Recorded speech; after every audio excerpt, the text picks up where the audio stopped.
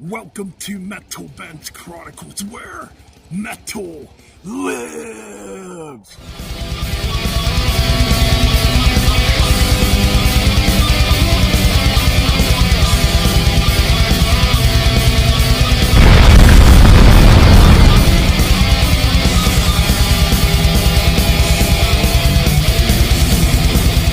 Back to a long overdue album ranking here on Metalben's Chronicles. That's right, and today we're going to talk about the legendary Jersey thrash metal band Overkill. That's right, formed in 1979, started out as a punk band.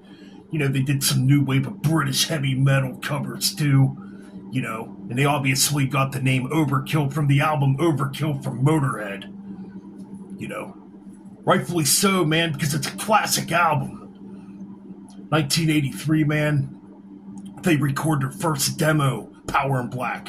1984, their debut EP just titled Overkill. And 20 studio albums to follow to this current day. All right, let's get right into this. I don't want to spend too long on this video, so let's go.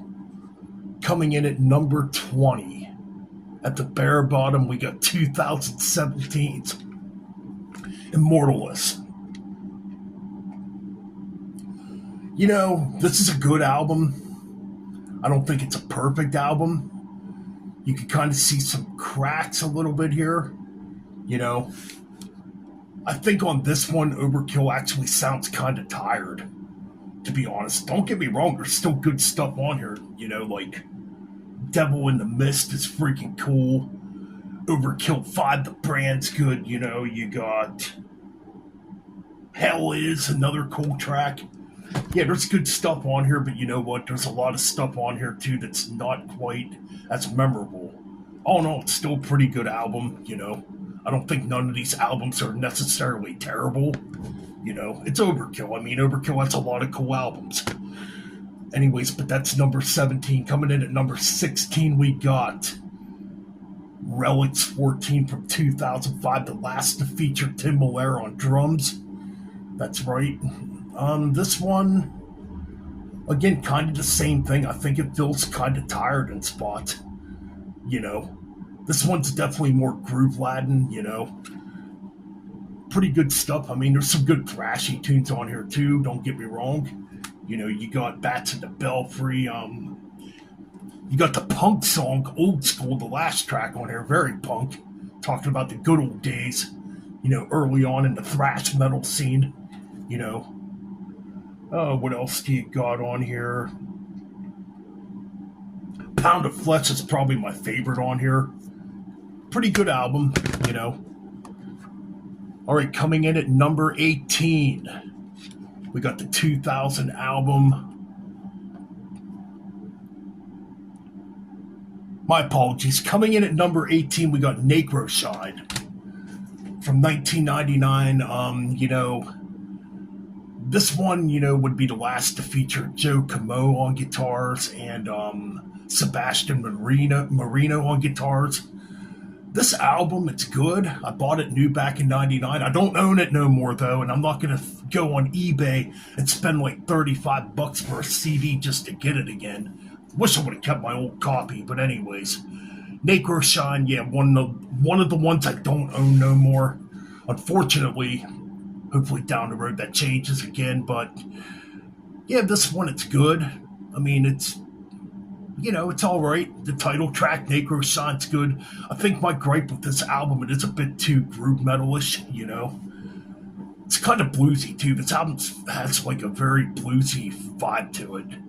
I do like the track Stone Cold Jesus, though. That's pretty cool. In the beginning, it sounds like Dee Dee Verney's paying homage to Cliff Burton a little bit, that intro. Black Line's a cool track. Dead Man's pretty cool. But that's my number 18. Coming in at 17, okay, now we're back on track here. We got the follow-up album, the first with Dave Links on guitar. The first is a 4-piece since the Years of Decay. I'm talking about Bloodletting from 2000. Good album. I think it's better than Necroshine. Thunderhead's a good opener. I think this one's a little more thrashy too, so that's kind of cool. I do like Bleed Me. Blown Away's pretty cool. That's a good, like, Sabbath type of tune. Death Comes Out to Play's a good thrasher. Can't Kill a Dead Man. They just had a song called Dead Man on the previous album. I don't know if this is a follow-up to that track, but anyways. 2000's Bloodletting. Okay, coming in at number 16, we got the follow-up to that album, Killbox 13. Back as a 5-piece, Good album, This one, it seems a little more mid-paced again. Still got a couple thrashy tunes on here, Like, Until I Die, it's a good track. I Ride's the final track on here, it's good. Devil by the Tail's a good opener, a good thrashy tune. Some pretty good stuff on this one, But that's my number 16, Killbox 13. Coming in at number 15, another one I don't own no more. I had this on cassette tape years ago and on CD. And I ended up selling my copies for some dumb reason a long time ago. But we got the Killing Kind from 1996. Yeah, these CMC International copies are fucking expensive as shit now to find. Yeah, another one that's like between 30 to 45 bucks. And I just didn't feel like forking out that kind of money for a CD, so. This one's good, though. I mean, it's quite different.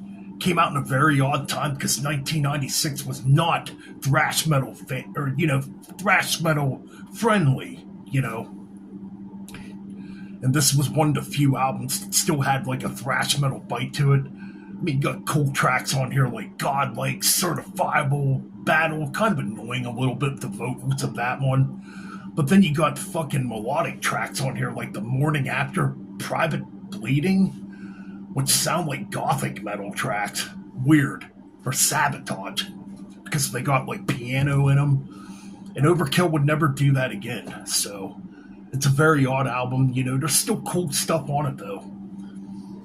But anyways, that's my number 15 or 16, right? No, 15. Okay.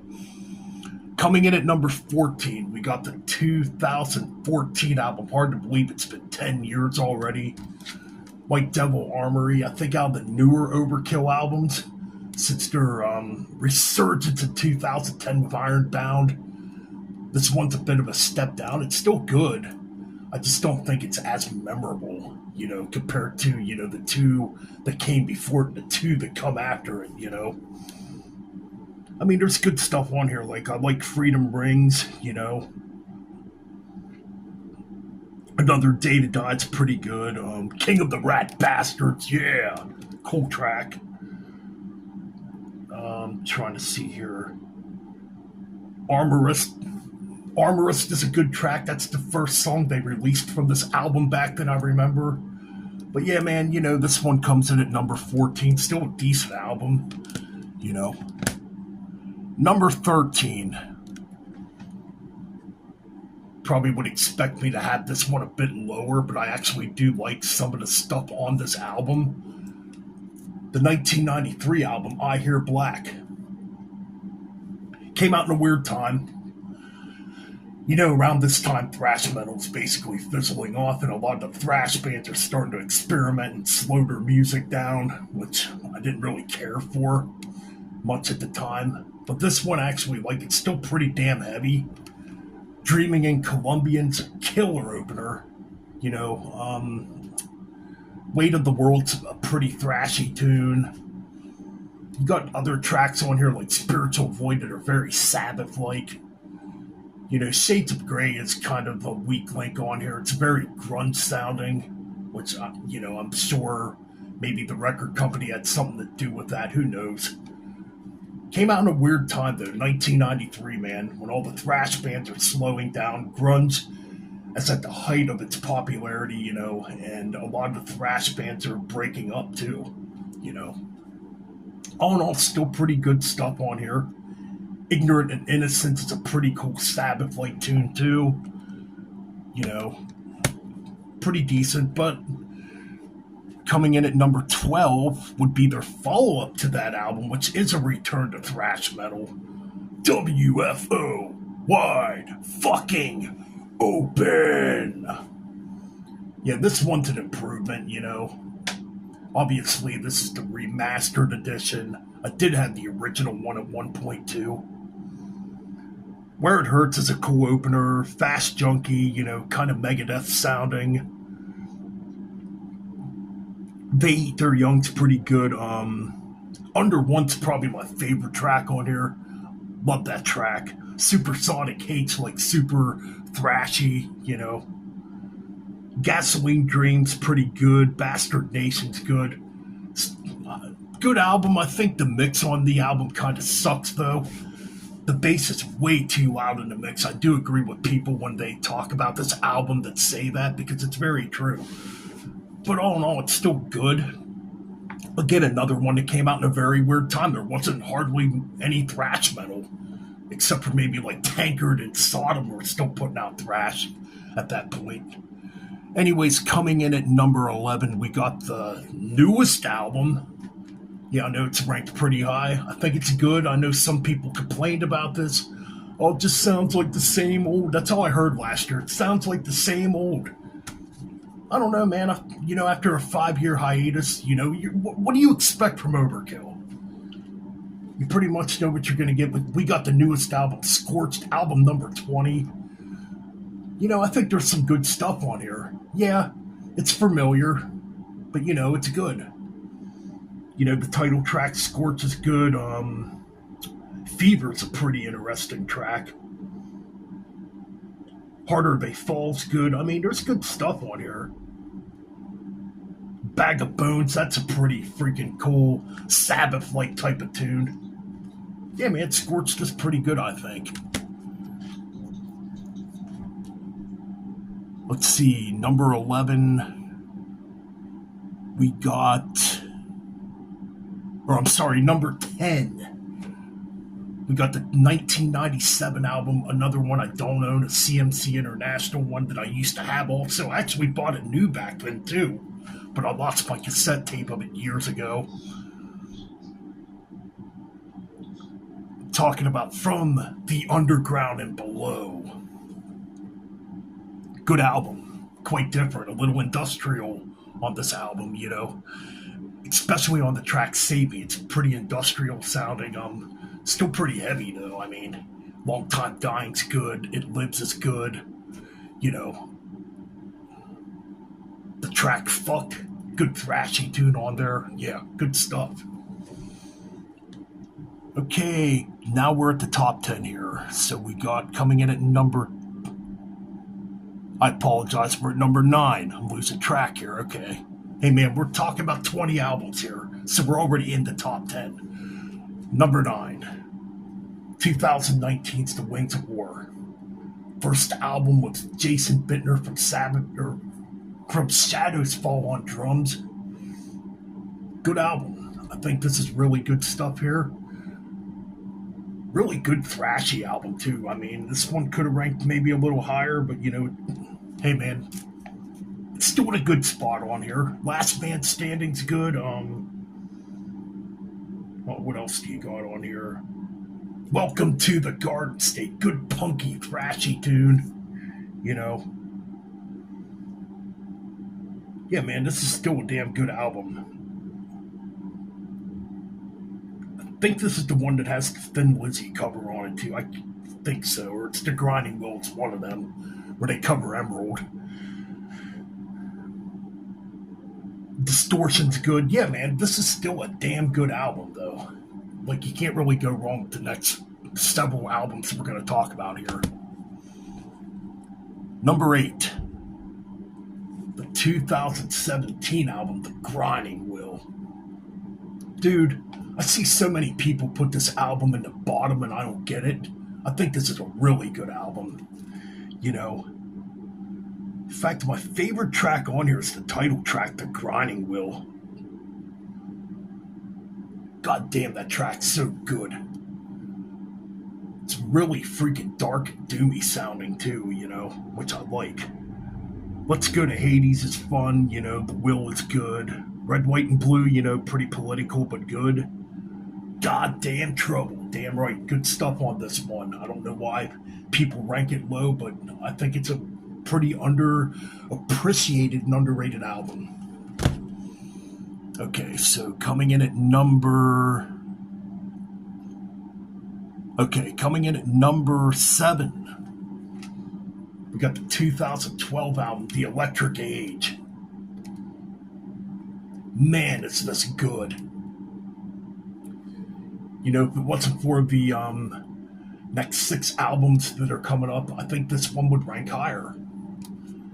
I think this is a solid thrashy album. Probably this one's really thrashy, man. I mean, there's not much let up on this one. It's just go for the jugular on this one. Come and get it, man. What a good opener. Electric Rattlesnake, I remember, was the first single released on this one before it came out. I remember looking that up on YouTube back in the day.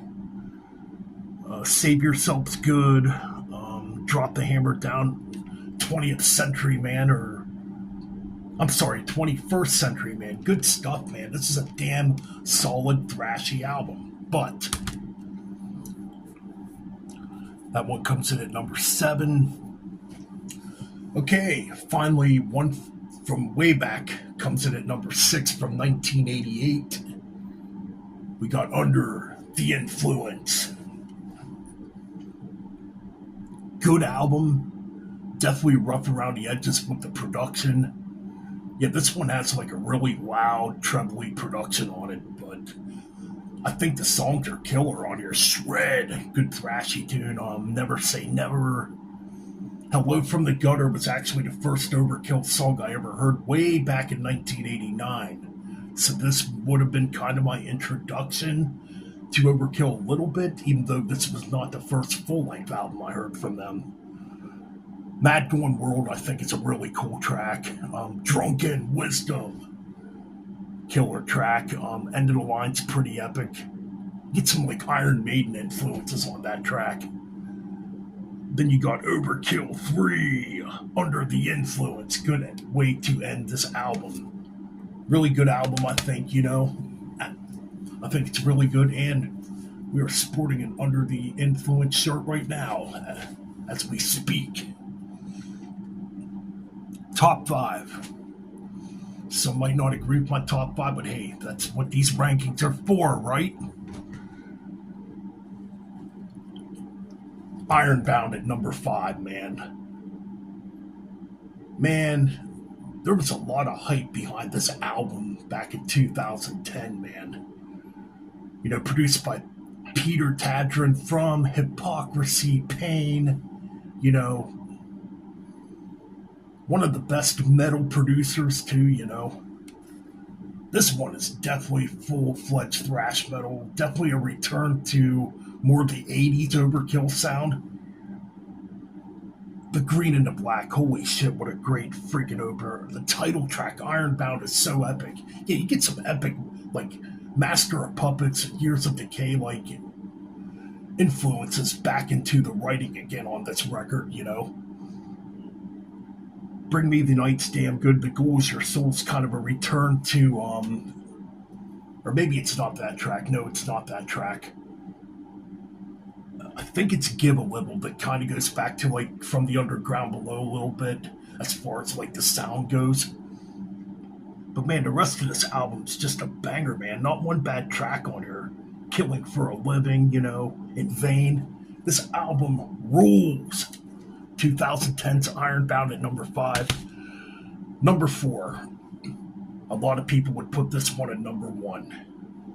And this is where it got tough, these next 4 albums.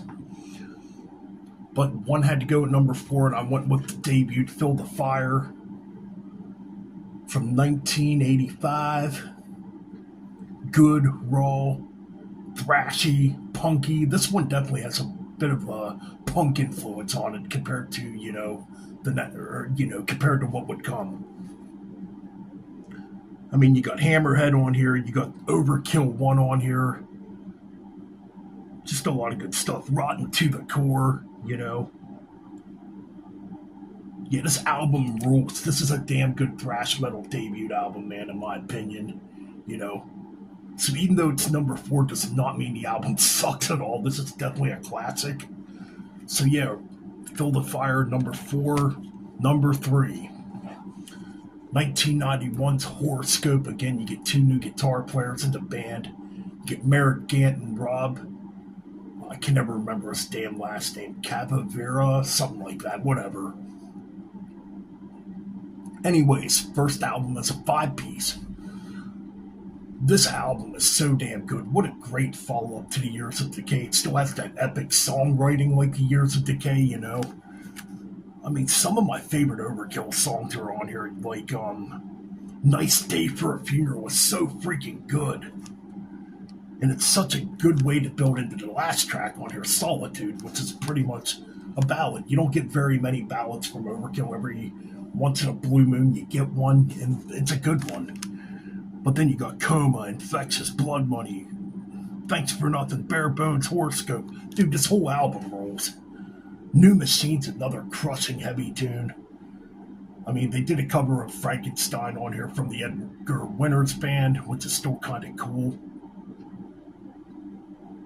That's probably what put it at number 3, to be honest. But this is such a good album, man. Number 3, Horoscope. Great stuff. Number 1 and 2, though. Holy crap, these could go back and forth any day. But I know a lot of people aren't going to agree with this one, because a lot of people would definitely put it at number 1, rightfully so, because it's freaking good. First Overkill album I ever heard and bought way back in the early 90s. The Years of Decay, man. This is practically a perfect album, I think. You know, Time to Kill, man. Holy shit. What a killer track. Such excellent downpicking on that track. Elimination obviously is killer. You know, that they made a music video for that track. You know, I Hate is a fucking killer track. Kind of punky sounding. Nothing to Die For. A lot of people say that's the weakest track on here. I like it. I think it's good. But, oh my god, man, this one right here, Playing with Spiders, Skull Crusher, a doom metal track. So freaking heavy, man. Oh my god, it's killer, dude. Birth of Tension. This whole album's great. Who Tends to Fire, Years of Decay, great ballady tune, and Evil Never Dies. Perfect album, man. This could be number 1, but for me, I like this album just slightly better, coming in at number 1. Taking Over from 1987. I freaking love this album, man. Final album with, what's his name? Rat Skates on drums. And I forgot to mention on Under the Influence, Sid Falk came in as the drummer for 3 albums. Excuse me there. This album's classic. Holy crap, is it classic. I mean, you got Deny the Cross, man. You got The Wrecking Crew. You know, just killer stuff. Fear's Name is interesting. It's more of a heavy metal song. Very Manowar-like, but I love it. Use Your Head, Fatal with Swallowed, actually was on the EP originally, so this is an older track put onto a full-length studio album. How about that? Power Surge and Union We Stand, again, another track that's almost power metal sounding, you know. Electro Violence is a killer thrash tune, and then you got Overkill 2, The Nightmare Continues. Great album. Bobby Gustafsson, man, what a guitar player, man. It's a shame, you know, we're never probably going to ever see him back in Overkill. Too much bad blood there, unfortunately, but that's my album ranking. All 20 studio albums by Overkill. Want more album rankings? They're coming. Alright guys, hope you guys enjoyed this. You know what? This video is almost 25 minutes long, so we are done here on Metalben's Chronicles. Keep it freaking metal and keep on banging those heads.